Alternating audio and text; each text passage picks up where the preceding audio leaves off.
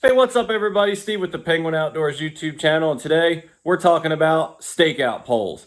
Now, if you own a kayak and you fish out of it, you need a stakeout pole. There are a lot of advantages to a stakeout pole versus an anchor when you're working in shallower waters. I'm not going to go into those. There's a lot of videos out there. What I am going to do is show you how to get one, do it yourself, not pay all that commercial money, and not have a piece of crap stakeout pole. Because not all stakeout poles are created equal. All right, now, anchor trolley is not mandatory. However, it is highly suggested. This is the Yak Attack lever lock anchor trolley. This is the HD kit.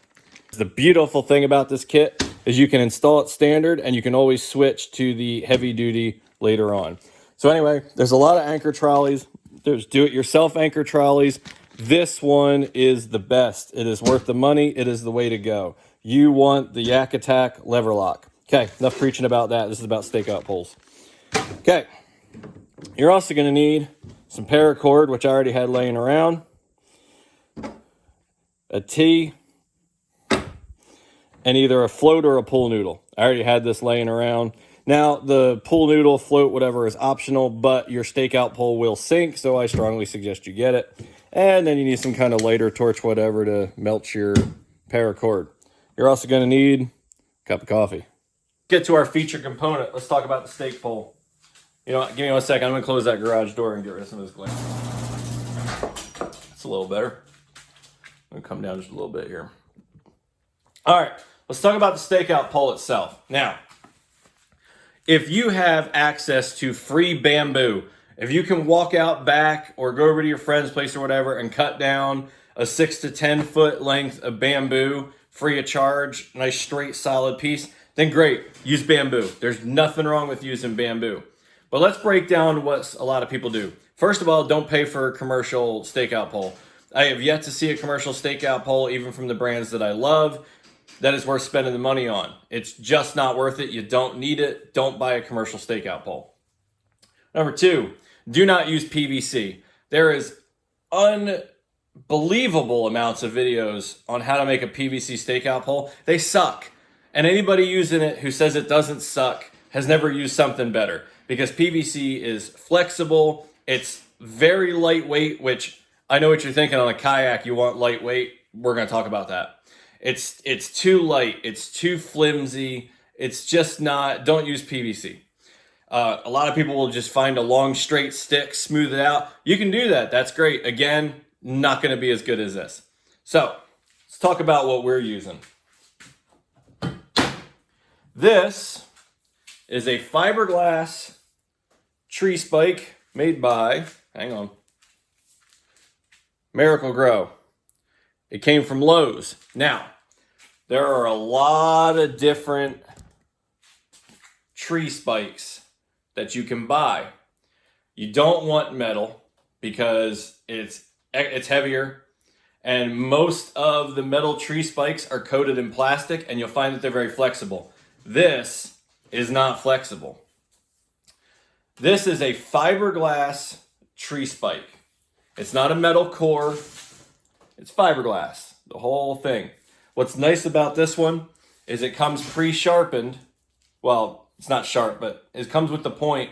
You don't have to make the point yourself. If you've ever grinded, sanded, cut, whatever, fiberglass, you know how healthy that is for you. It's a big plus that it already has the spike. Now, this is a heavy pole. I don't know what this thing weighs. I wonder if it'll tell me. No. This is not a light pole. I'd say it's probably, I don't know, it's probably 2 or 3 pounds. I mean, it's not heavy, but it's not light. And it's heavier towards the bottom. The reason you want that is when you're in the kayak and you go to throw it down in the mud stand or whatever, that weight gives it extra oomph. And the better bite that you get, the sturdier it's going to be. I went with a 6 foot.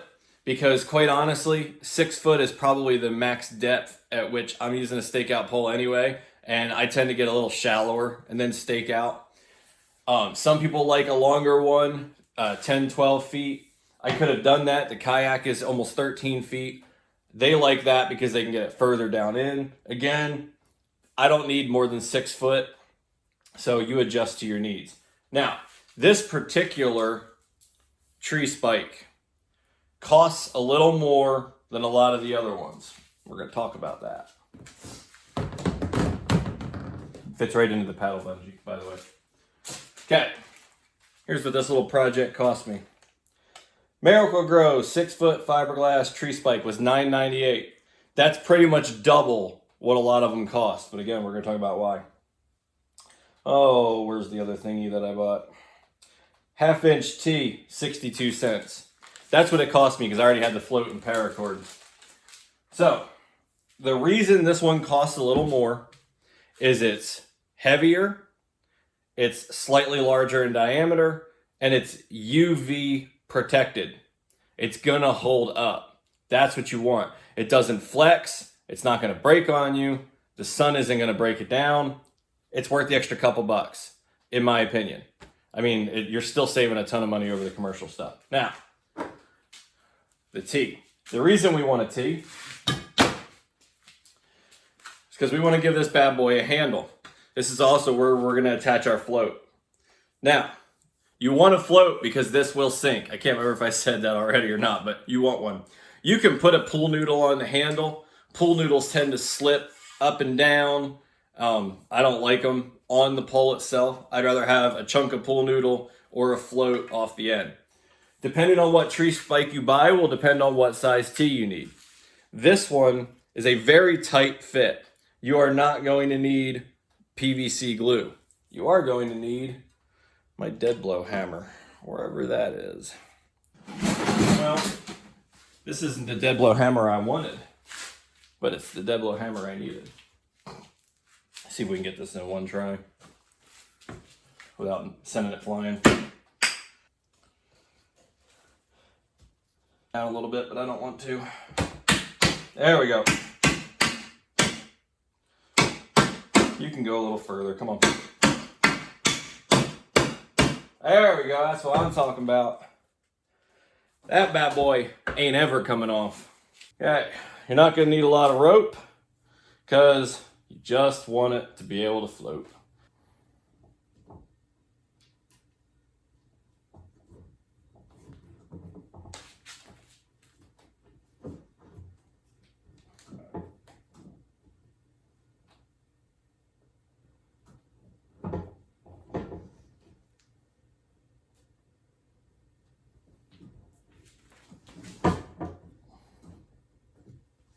All right.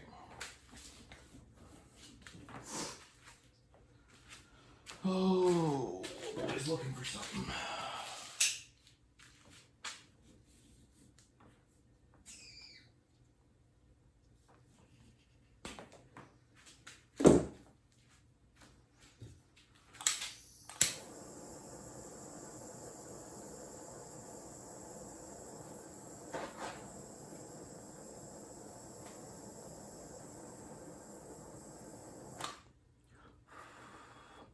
Always remember not to set your hot torch down on the hull of your kayak.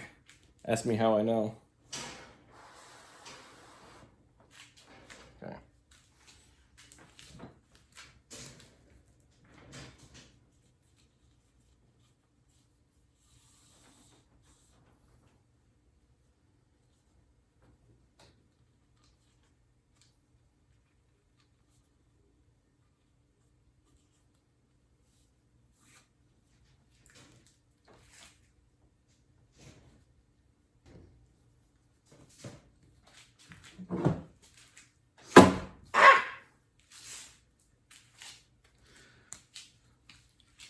Handle, float, stakeout pole.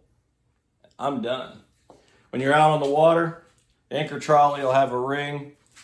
You just stick this bad boy right through that ring, stake it in, and then adjust the anchor trolley to where you want it. Now, you can be a heathen, and if you've got a back handle or something, you can just put your stakeout pole right through your handle or something else. But trust me, life is better with an anchor trolley, and again, I highly suggest the Yak Attack lever lock. That's my stakeout pole. Cost me If you wanted to count the cost of a float and some paracord, it's still less than 15 bucks. These are not that expensive. I think I spent $2 on this one. So there you go, ladies and gentlemen. Stakeout pole. We'll see you next time. Well, we hoped you enjoyed this video. If you want to see more great videos from the Penguin Outdoors YouTube channel, don't forget to click subscribe.